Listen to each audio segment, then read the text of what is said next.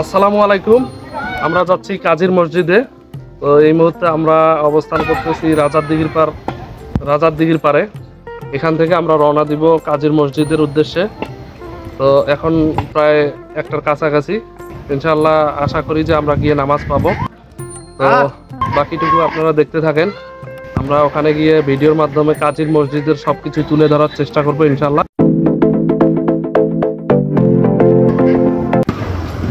এইমাত্র আমরা রওনা দিলাম। আমরা সাতদারগা থেকে যাত্রা শুরু করলাম কাজী মসজিদের দিকে।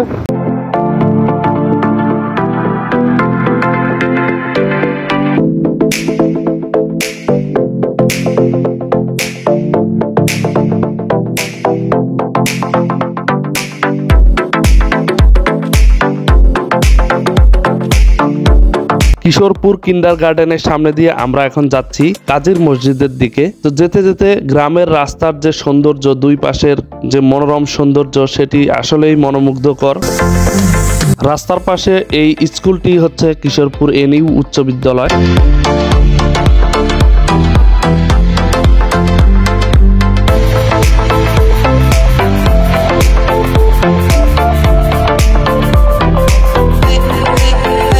আমরা এখন গ্রামের ভিতর দিয়ে আঁকাবাঁকা মেঠো পথ, কাঁচা রাস্তা, এই রাস্তা ধরেই যাচ্ছি কাজীর মসজিদের দিকে। তো এই রাস্তাগুলো দিয়ে যাওয়ার অনুভূতিটা সত্যি অসাধারণ।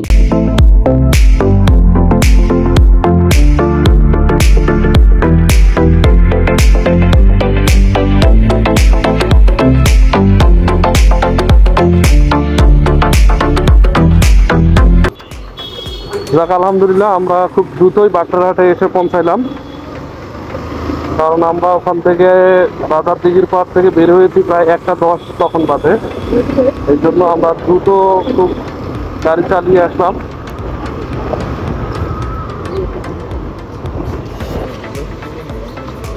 আচ্ছা, আমরা ভুল করে মেইন রোড দিয়েই যাচ্ছিলাম, তো বাটারহাট রোড পার হয়ে গেছিলাম, তো আবার ব্যাক আসলাম। তো এখন আমরা সঠিক রাস্তায় আছি। এই রোডেই আপনাকে কাজীর মসজিদ আমরা যাব, এই রোড দিয়েই। এবং আপনারা যদি কেউ আসতে চান, এই রোড দিয়ে বাটারহাট থেকে আপনার মাঝখান দিয়ে একটা রোড পশ্চিম দিকে গেছে, এই রোড দিয়ে আপনাকে কাজীর মসজিদে যেতে হবে। তো এই রোডটি বরাবর কাজীর মসজিদেই পৌঁছায় দিবে আমাদেরকে। আমাদের হাতে আর 12 মিনিট সময় আছে, এর মধ্যেই আমাদেরকে যেতে হবে। এখন বাজে 1:20 সম্ভবত, তাহলে আর 10 মিনিট আছে। এই 10 মিনিটের মধ্যেই আমাদেরকে যেতে হবে, নাহলে আমরা আজকে জুম্মার নামাজ মিস করে ফেলবো। এই জন্য একটু দ্রুত গাড়ি টেনে যাচ্ছি। কাজীর মসজিদ এইদিকে। তো আমরা এই যে এখানে বিলবোর্ডে সাইন দেওয়া আছে, দেখানো হয়েছে। আমরা এই রাস্তা দিয়ে গেলেই হয়তো সামনে কাজীর মসজিদ পেয়ে যাবো ইনশাআল্লাহ। আপনারা যারা উলিপুর থেকে আসবেন তাদেরকে অবশ্যই বাটারহাটে এসে এই দিক দিয়ে আসতে হবে। এটি হচ্ছে আমাদের উলিপুরের একটি ঐতিহ্যবাহী স্থান এবং অনেক পুরনো একটি মসজিদ। তো এখানে আজকেও অনেক মানুষ এসেছে নামাজ পড়ার জন্য। প্রতিদিন হাজার হাজার মানুষ আসে এই মসজিদে নামাজ আদায় করার জন্য।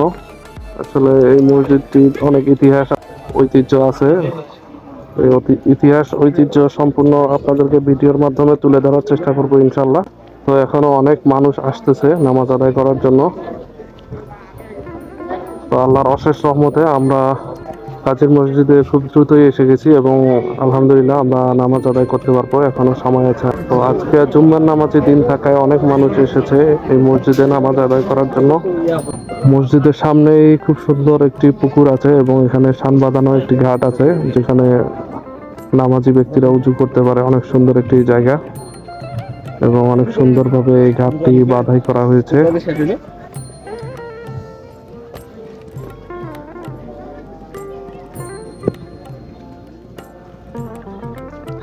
আসসালামু আলাইকুম। ওয়ালাইকুম আসসালাম ওয়া রাহমাতুল্লাহ। আচ্ছা, আপনার নাম কি আঙ্কেল, যদি বলতেন একটু? শফিকুল ইসলাম। আপনার বাড়ি কি এখানেই না? এখানে স্থানীয়? আচ্ছা, একটু ওই যে মসজিদ, এটা শুনছিলাম যে আসলে ভেসে উঠছে, কি বিষয়? ওটা ভেসে ওঠা নয়, এটা মূলত এটা আল্লাহর ওলির হাত দিয়ে মসজিদটা নির্মিত। আচ্ছা। এটা কাজী কুতুবউদ্দিন নাম।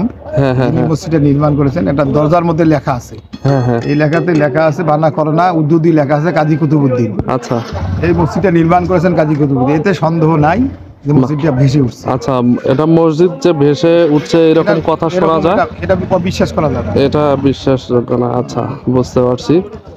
তো তাতে কত বছর হয় এমনিতে আনুমানিক এই মসজিদের বয়স? 500-700 বছর।